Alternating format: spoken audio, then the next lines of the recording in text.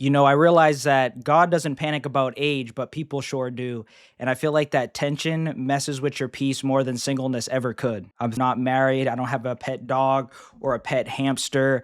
And to be honest, this season has been difficult at times regarding the singleness part, not the pet hamster part. Some days you feel strong, like, hey, I could go wherever I want, do whatever I want, and not have to answer to anybody. But then at the same time, you feel behind when you go to certain places, like, I don't know, a cafe or an event, and then you see families and couples, and you go, okay, maybe I'm behind in some sense. And I'm sure you've talked to married people and they have stories of, oh, I conveniently met my significant other at work, at school, in the parking lot of Denny's, in the cereal aisle at Walgreens. And you think to yourself, wow, that's about a 0.001% chance that these two people were able to meet each other, interact, and then you go, wow, if God could make that possible for them, why can't He do it for me? There's a verse I like to come back to a lot, and it's Philippians 4:11 through 13. I have learned to be content, whatever the circumstances. I can do all this through Him who gives me strength. It doesn't say contentment comes naturally. It says contentment is learned. And what I've learned is contentment is a journey. It's not a personality trait. And I want you to keep this in mind. Jesus understands loneliness deeply. He experienced loneliness when he was on the cross, and he was fighting the bigger battle for us because he loves us. But I understand. Some of you are saying, oh, so you're just going to throw a verse at me just saying, hey, be content. Hey, deal with it. Your time will come. Hey. I've had that told to me too. I totally understand where you're coming from. And that's why I kind of want to get into an issue that I feel like people really don't talk about too much. And it's the fact that the church is really not stepping up its game to help people who are singled, specifically Christians, obviously. And many of us weren't prepared for singleness past the age of 25. Maybe some people who are listening to this, it's earlier. But the fact is, I feel like church intentionally or unintentionally makes it feel like getting married is the finish line. And if you haven't gotten there yet, then there's something you still have to complete in life. And I think to myself, what is the message that the church is sending when I go into so many churches and the young adults groups end at the old age of 25? I mean, you're just so old at that age. And apparently 26 is so old, so we have to like move you into different category. We don't have anything called like 26 to 35 or like 30 to 40s. We don't have that. If your church has that, congratulations. It's few compared to what I've seen in my area.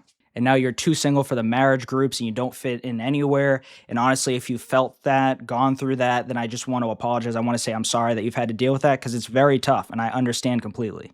And I encourage you, if this is something you're dealing with in your church, don't be afraid to speak up and say, hey, like, is there a place for me? Because your young adults group cuts off at 25 and I'm not sure what to do. And no, I don't think the solution is, We have a great group for you. It's gender specific, so it's just only your gender, and then it's going to be just a lump sum of married singles from the age of 30 to 102. I mean, I'm not asking for the church to roll out a red carpet for people that are 30s, 40s, and above, but can we just have maybe a 30s to 40s, get the same treatment as the young adults because we're so old and ancient that it's just, I don't know. It's just so hard for the church to figure this out. It's not that difficult. But that aside, since I haven't had the luck of finding my future wife at Walgreens, and if you couldn't tell, I just love Walgreens. It's so great. Low prices. I'm just kidding. It's actually not that good. So what I just found in my area just overall, it just seems like the churches don't have any idea of what to do when you pass the age of 25. I guess you're supposed to have life figured out. I would love to ask all the married people in the church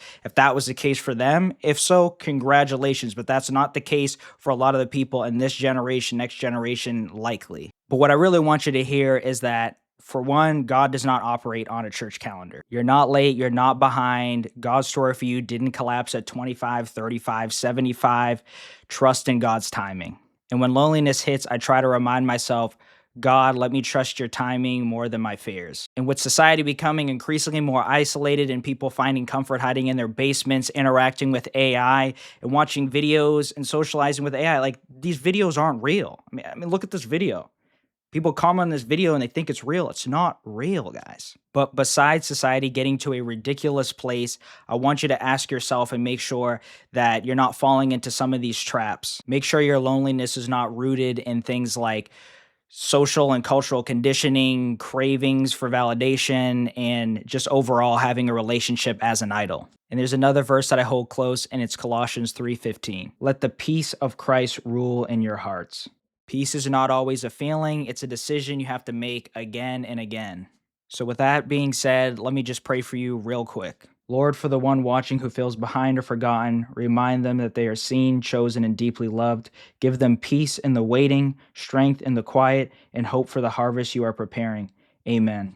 And if this video at all spoke to you, let me know in the comments below your story. I'm interested. If you're trusting God's timing, let me know in the comments below. Say trusting in the comments. Know that you're not late. You're loved, and God is not done finishing your story. Thank you so much for watching and spending time with me today. I hope to see you again soon.